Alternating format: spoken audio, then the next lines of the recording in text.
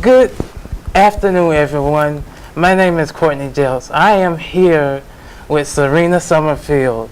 She is a UNL student and she's going to share some interesting things with us. Serena, thank you for joining me this afternoon. Thank you for having me.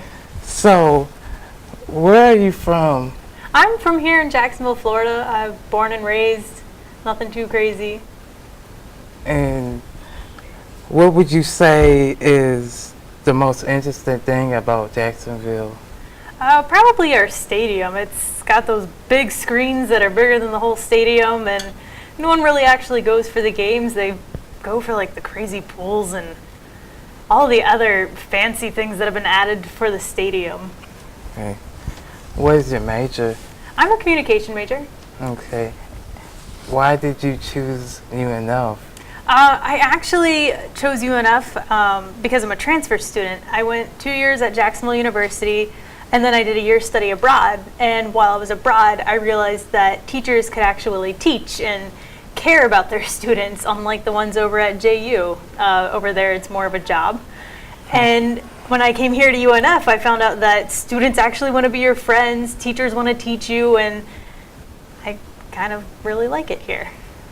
Okay. What motivates you to pursue your goals? As far as college, Yes. right now I'm a super senior. I've been in school for way too long, so my motivation is graduating. Like I said, I've did 2 years at JU, a year study abroad, and now I've been here for a year, and I still have another year. Okay. If you could change one thing in the world, what would it be? Ooh. Probably the weather. I'm a Floridian. I don't like the cold. I would do away with winter. Okay. What is something about you that everyone doesn't know about? Probably that I draw. I know it's pretty obvious. I have some on my hands, but I draw with henna. It's kind of something I want to do.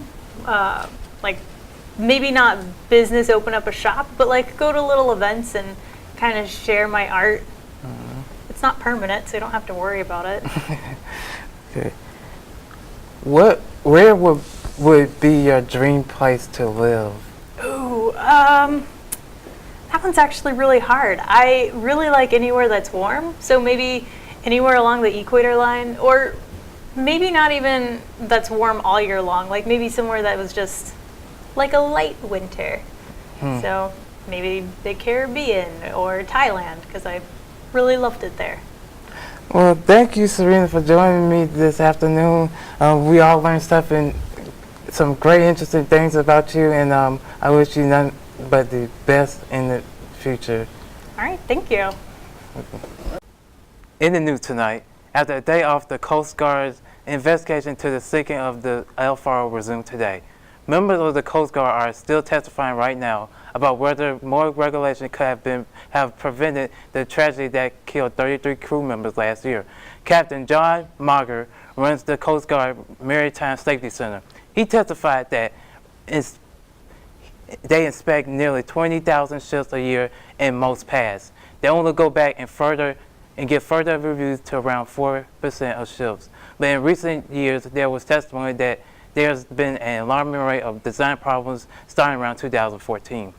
We have new information tonight on the fire in Jennings State Forest. It happened near Cecil Commerce Center. The fire is now 100% contained. Here's a picture that the Florida Forest Service posted on their Twitter page earlier today. There's still no word on what caused this fire to start. Forestry Service thinks that it started Friday or Saturday, burning slow. The Forestry Service also wants to remind people living in heavily wooded areas that this is the driest time of year in Florida. Families should take a look at their home and see what can be done to reduce the threat of fires. Republican presidential candidate Ted Cruz is asking his communications director, Rick Tyler, to resign. Cruz asked Tyler to resign for tweeting a news story that falsely accused Marco Rubio of insulting the Bible. Tyler apologized to the Florida senator Sunday night, calling the attack inaccurate. Rubio has blasted Cruz for the incident and asked whether Cruz would fire anyone involved. The departure comes just 2 days after Cruz disappointing third-place finish in the South Carolina primary and marks a high-level staff shakeup to date for his campaign. Thank you for watching. And I'm Courtney Jelks. A dangerous chemical taints drinking water for some residents and businesses in a Vermont village. State officials don't know how a long cancer-causing chemical has been in the water, but it's likely been more than a decade. Last year's discovery of a cancer cluster in River Falls, New York made national headlines and led Vermont officials to look into a sister plant in North Bennington. Today, the test revealed elevated levels of a carcinogen in homes, a business, and the municipal facility. But the water supply for the village came back clean. In Hanover, a Dartmouth college student faces arson charges. Authorities say 19-year-old Victor Jones intentionally set a fire at the school's Streeter dormitory on Tuck Mall Drive. It happened last Thursday. Jones was charged today with arson and reckless conduct. The student from California was released on bail. The legal marijuana bill passed through the full Senate today. The final vote in the Senate was 17-12, one more vote than yesterday. One pro-pot senator switched her vote after an amendment passed favoring small growers of marijuana over a large commercial interest. The bill now goes to the House where its prospects are uncertain. Governor Peter Smith is expected to sign the bill if it gets to his desk.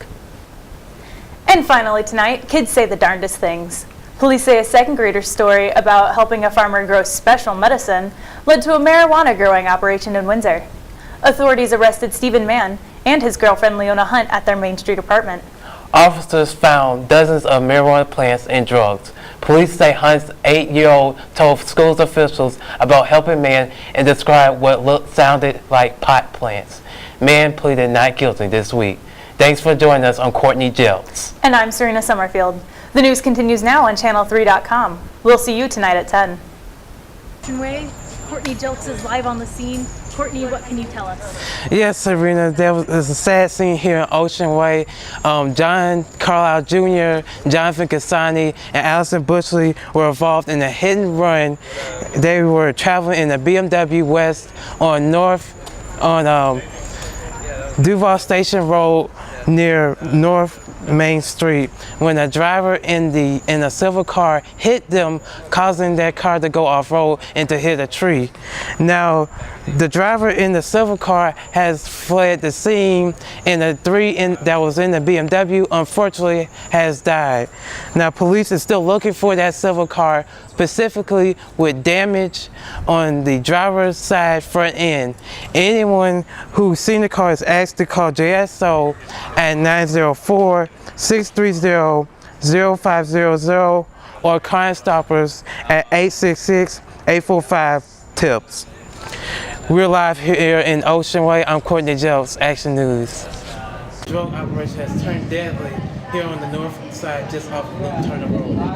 Police brought drugs as part of this operation and they returned to the house. When they returned to the house, they saw a man who appeared to face him and he began to draw his weapon. Now, police told the man to stop his activity, but he did not stop his activity. Therefore, they fired at least 2 gunshots at him.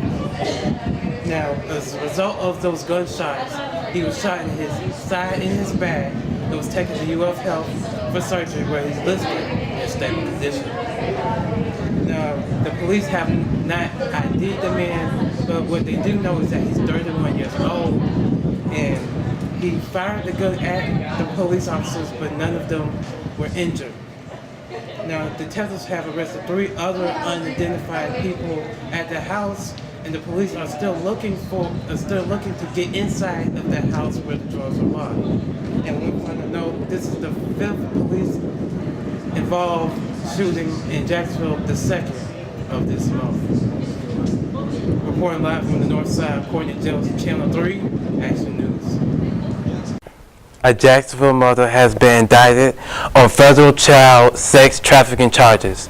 Police arrested 38-year-old Lisa Glass in February on drug possession and prostitution charges. She is facing from 10 years to life in federal prison if convicted. Authorities say Glass recruited and transported a girl in order to use her in commercial sexual activity in Duval and Clay counties. Federal documents say that say the girl was younger than 18, and the crimes happened between May and September of 2015. We looked into Glass's background and found her trouble starting a few years ago. She told a Duval County judge in a handwritten letter her husband left her with 5 children in 2013 and left them with no money. Just 15 months later, investigators say she began trafficking the young girl. We also uncovered an arrest report from last month. Jacksonville police arrested Glass during an internet prostitution sting. Right now, Glass is in the custody of the U.S. Marshal Office. Her next court appearance is this Thursday. Tom? Good afternoon. I'm Courtney Jelks. This is an Action News update. A huge bust involving cash, cars, and millions of dollars in drugs have landed 7 people in jail. Here's a look at the 7 people arrested, including a number of business owners in Lee County. They are accused of trafficking heroin and cocaine. In Lee County, deputies served 10 search warrants from Bonita Springs to Lehigh Acres and what they're calling Operation Takedown. In total, they found more than $1 million worth of heroin, $30 in cocaine, 10 grand in cash. That's on top of the 7 luxury cars in their investigation. The raids included businesses like a barbershop and a restaurant, as well as industrial buildings and storage units. After the raids, store owners nearby were overwhelmed by the evidence in the case. Lee County Sheriff says it's all part of a much larger investigation dating back to November of 2014. New limits on food stamps, officially called SNAP benefits, mean more than 300,000 people in Florida will no longer receive help. Florida is one of several states placing limits on how long people can collect the benefits. The change impacts able-bodied adults without kids between the ages of 18 and 49. They used to get about $146 a month if they were working. The new law, taking effect today, puts a 3-month limit on SNAP benefits, and you can enroll once in every year and a half. The change is leaving many with the fear of going hungry. Soundbite goes here. You're back on camera in 5, 4, 3, 2. In all, more than 20 states are cutting benefits, kicking about 1 million people out of the system. Many of them joined when the states eased the restrictions during the recession. Governor Rick Scott signed a law today to make it harder for teens to get high on cough medicine. It puts age restrictions on certain types of over-the-counter medicines containing a certain drug. It's often sold under names like Robitussin, Cordicetine, and Vicks. Senator Elizabeth Benson from Fort Myers co-sponsored the bill. It is estimated more than 30 teens use it for a cheap high, but the side effects can be deadly. Beginning July 1st, no one under 18 will be able to buy the products. That's all for now. More news later on Action News at 6.